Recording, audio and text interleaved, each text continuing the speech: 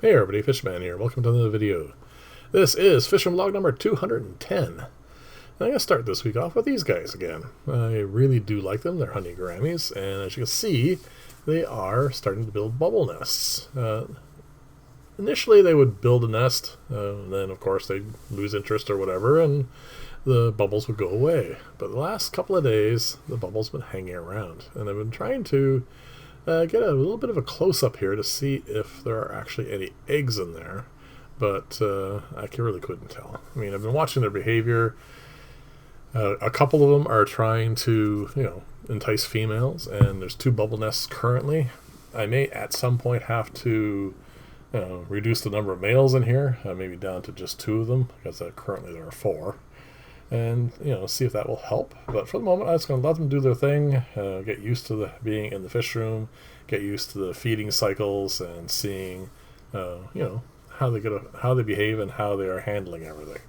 There's one of the females, and as you can see, he will start doing some dancing. I have another clip of it a little later on, which shows a little bit more of it. And yeah, she doesn't seem too interested at the moment, but I have high hopes for this. So what I'm feeding him so far is flake food. That mix I always feed all my fish tanks.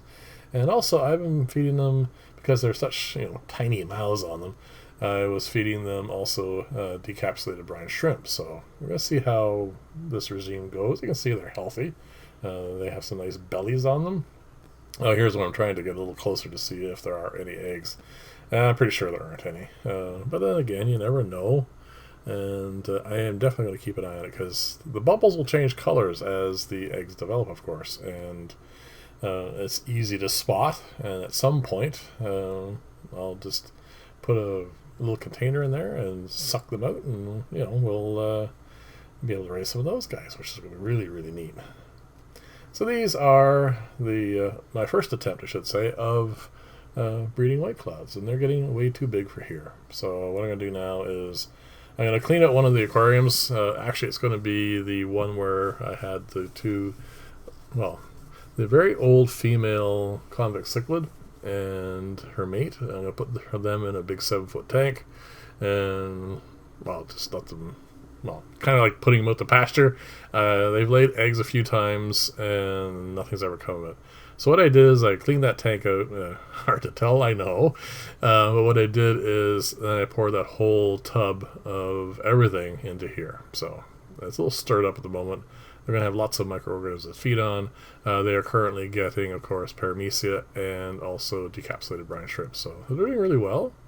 I'm going to raise these guys up, of course, and start breeding some more and doing some other experiments with it. The thing with the fish room lately, though, is it's been so hot here, and it's just not fun being in there. So what I've decided to do, just sort of took a bit of a break, and now, speaking of breaks, the temperature has broken, and I'm back down here and doing the stuff that needs to be done. As you can see, these are some fry. These are zebra danio fry. I put that pair in here, and then I moved them next door to the right. And then I just waited to see what's going to hatch out. I'm not sure I want to breed them this way. I want to see what kind of results I get.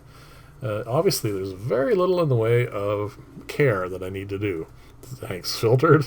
Everything does what it needs to do. All I do is pour in some Paramecium twice a day and let it do its thing. And it's very straightforward. I want to see what they come out looking like. I want to see if they're going to have the same good quality body shape and everything else, if they grow just as well, all those little details. So we'll see as time goes on. I gave you, like I said earlier, a little extra clip of these guys because I was noticing a little bit of interesting behavior, and as you can see, the bubble nest has changed shape again, and they're doing a lot of courtship and figuring out who's boss and all that sort of stuff. So like I said, it's going to be interesting. I want to definitely keep following these guys. Hopefully they'll do the stuff I want them to do, and I think he's the one and mostly in charge. Anyway, he hasn't figured out what if he wants to breed or not yet, but he is definitely getting set for that. Alright, this is here simply because I had a request. Someone asked me, do I still keep scuds in all my aquariums? And this is the easiest way of showing you. I just put some, it's just Java moss, and there you go, there's a scud there, some shrimp, And yeah, they're all over the place. I could have cleaned out a filter and done the exact same thing, but I just want to let you guys know that I keep as many different things in my aquariums as possible. And yeah, it has its benefits.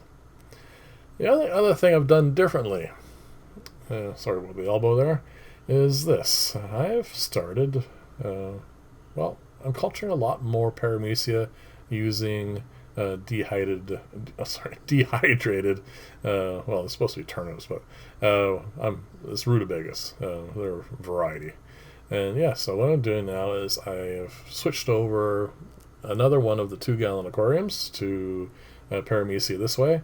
And initially I was finding that the smell, well, first off, it's different, but it took a little while to regulate how much of the dehydrated material to put in here. In other words, as anything, when you're culturing these sorts of things, it's mostly about controlling the rot, and I think I've got it down now.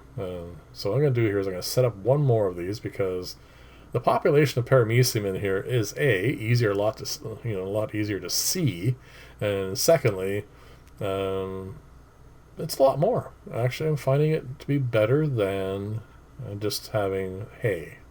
And that's one of the lessons that hopefully you guys can take away from this sort of thing. I've been keeping fish for so long, and I still try stuff out. I still try and find new ways of doing things, and I listen to what people have to suggest, and I try stuff out and see what works. And as you can see here, I am, learning a new way of culturing Paramecium, which works really quite well. I'm very happy about it. I'm obviously not going to stop doing hay because it's way too short term. The other thing I find with rutabagas is it goes through the process really fast, so it can have a real spike in the quality, like the quantity, and then it could not crash so much as just drop off quite a bit as the food runs out. Hay is a much more slow process, and you end up with more stable quantity. And also the most important thing is, because sometimes I get just really busy, I don't have to worry about it crashing. So that is the other thing I need to keep in mind. And I find with the rutabagas and the Paramecium, this is much better. The aquariums, that is. They do really quite well in the larger space, and not entirely sure why, but it doesn't really make any difference. I'm going to keep these 5 containers, and the rest of them are going to be kept the other way as well. So they're going to have plenty of opportunities to prove itself out over the next couple of years, seeing how well this is going to work. So the water I'm putting in here is from my pond.